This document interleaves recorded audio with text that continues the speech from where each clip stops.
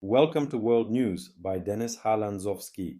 If you value calm, accurate, and fact-based reporting on global diplomacy, please subscribe, leave a comment, and share your perspective. Today, we cover a noteworthy diplomatic development in the Western Hemisphere, an encounter involving Donald Trump, Nicolás Maduro of Venezuela, and Juan Orlando Hernández of Honduras. We examine why this meeting matters, what each leader signaled, and how it fits into broader regional dynamics. Recently, Donald Trump met with Venezuelan President Nicolás Maduro and former Honduran President Juan Orlando Hernández to discuss issues of mutual concern, including security cooperation, migration challenges, and economic ties in the Americas. According to official remarks, the dialogue touched on shared priorities such as controlling illicit trafficking, addressing irregular migration flows, and exploring pathways to improve diplomatic relations across the region.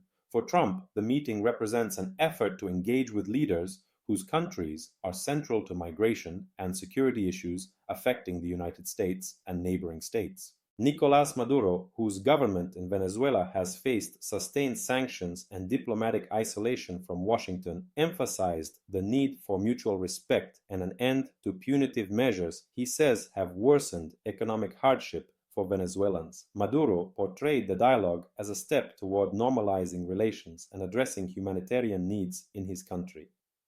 Juan Orlando Hernández, who served as Honduras's president amid controversy and legal challenges, joined the discussions focusing on Central American security and migration. Hernández underscored the importance of regional cooperation in tackling organized crime and creating conditions that reduce incentives for people to undertake dangerous journeys northward.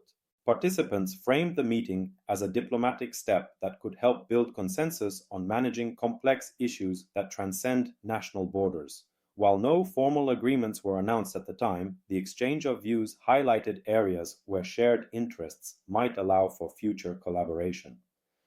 Observers noted that the gathering brought together leaders with divergent histories and political trajectories. Trump's participation signifies ongoing U.S. interest in shaping hemispheric policy even outside formal government channels. At the same time, Maduro's presence reflects a broader recalibration of Venezuela's relationship with key global actors, and Hernández's involvement underscores the interconnectedness of security and migration concerns across the region. The significance of this engagement extends beyond the individuals involved. First, diplomatic signaling in the Americas. For years, relations between the United States and Venezuela have been strained, marked by sanctions, mutual distrust, and conflicting narratives about governance and human rights.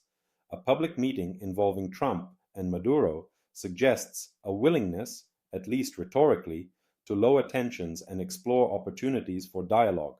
This does not imply a sudden policy shift, but it does signal that lines of communication remain open. Second, security and migration cooperation. Both Venezuela and Honduras are countries significantly affected by criminal networks that operate across borders. Discussions about security cooperation and migration management indicate a shared recognition that no single state can address these challenges alone. Trump's engagement may be designed to leverage influence toward joint initiatives that could, in theory, reduce cartel-related violence and the flow of irregular migration. Third, internal and external political dynamics. For Maduro, engagement with a high-profile American figure like Trump may fortify his international standing and provide a counterbalance to narratives of isolation. For Hernández, participation in regional dialogue can underscore his continued relevance in hemispheric affairs despite domestic controversy and legal scrutiny.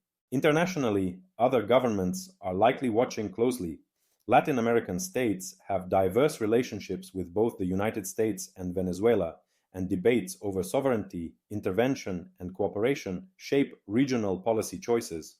Some capitals may view the meeting as an opportunity to build broader multilateral frameworks, while others may approach it with caution, mindful of domestic political pressures and historical contexts.